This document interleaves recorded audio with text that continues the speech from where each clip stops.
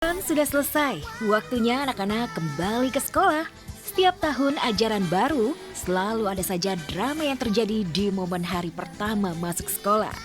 Mulai dari barisan mak-mak yang berebut bangku, hingga para ayah rela telat kerja demi mengantar anaknya masuk sekolah di hari pertama. Presenter Irfan Hakim salah satunya. Ayah, besok kalau mau antar jam 7, kalau bisa 7 kurang. Siap bosku, siap. Oke, siap bosku, ayah antar ya. Nggak boleh telat bangunnya. Siap, laksanakan. Liburan sudah selesai, waktunya anak-anak kembali ke sekolah. Setiap tahun ajaran baru, selalu ada saja drama yang terjadi di momen hari pertama masuk sekolah. Mulai dari barisan mak-mak yang berebut bangku, hingga para ayah rela telat kerja demi mengantar anaknya masuk sekolah di hari pertama. Presenter Irfan Hakim salah satunya. Demi mengantar si bungsu Zaki masuk sekolah di hari pertama sebagai murid SD, Irfan rela hanya tidur hitungan menit. Bangun. Ayo, Jam berapa? mau jam 7. Dari pagi, sebelum 7 udah gubrak-gubrakan gue pulang subuh. Habis sholat tidur lagi. Anak SD semangat banget. Assalamualaikum. Pagi.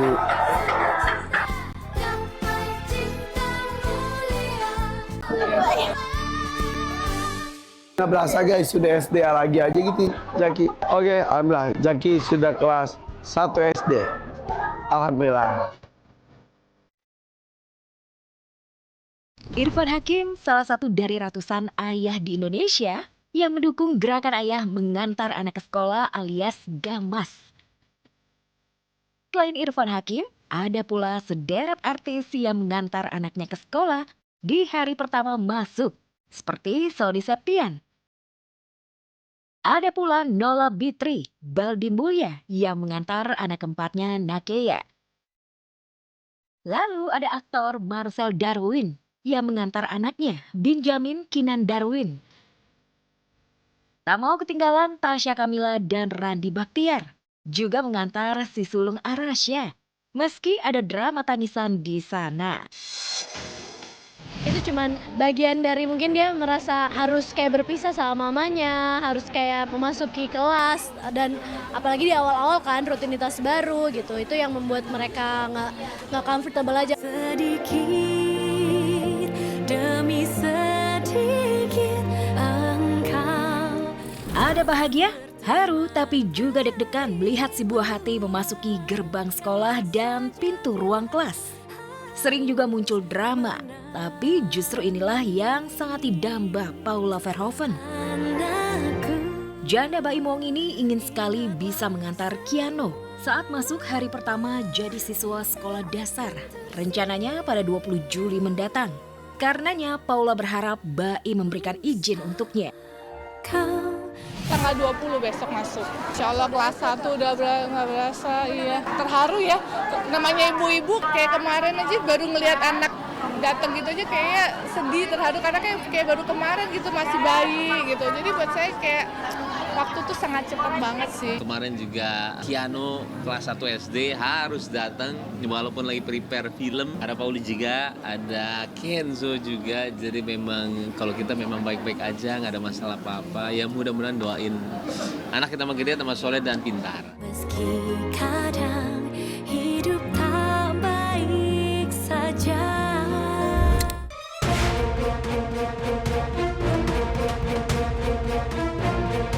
Setahun lebih mendekam di LP Pondok Bambu, Nikita Mirzani tiba-tiba mencak-mencak.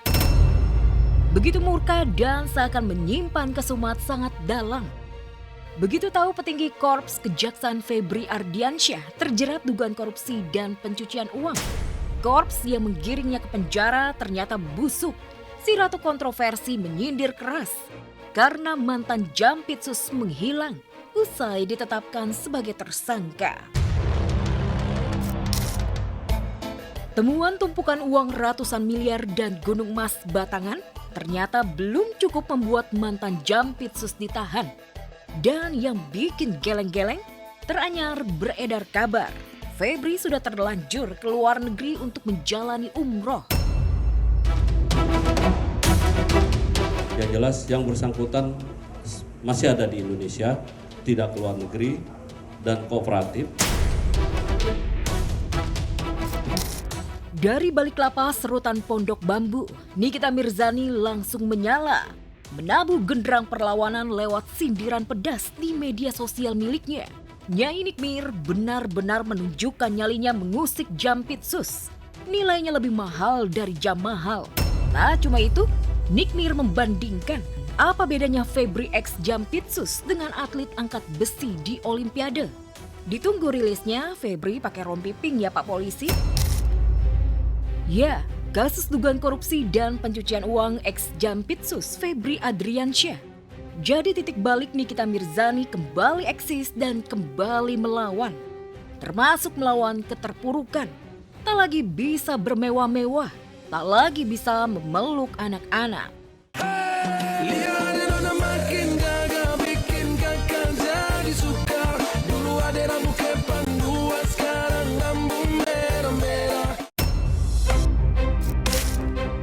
Tanpa barang branded, Nikita benar-benar hidup seperti warga binaan pada umumnya.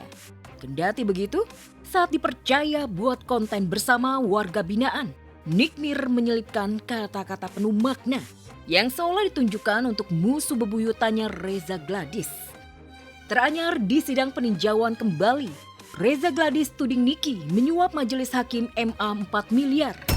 Ini dia handphone gue, namanya Wartel Sus. Kalau pakai Wartel Sus ini kita bisa video call sama keluarga di rumah. Dia ada waktunya. Nah kalau pulsanya habis harus beli isi ulang. Makanya cek katanya, jangan katanya.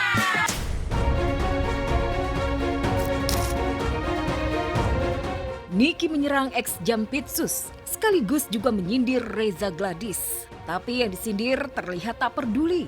Perempuan bos skincare ini malah pamer, menolak tua, malahan sengaja membuat konten awet gadis. Jangan sampai keceplosan panggil saya Mbak. Ingat ya. Oke, Love.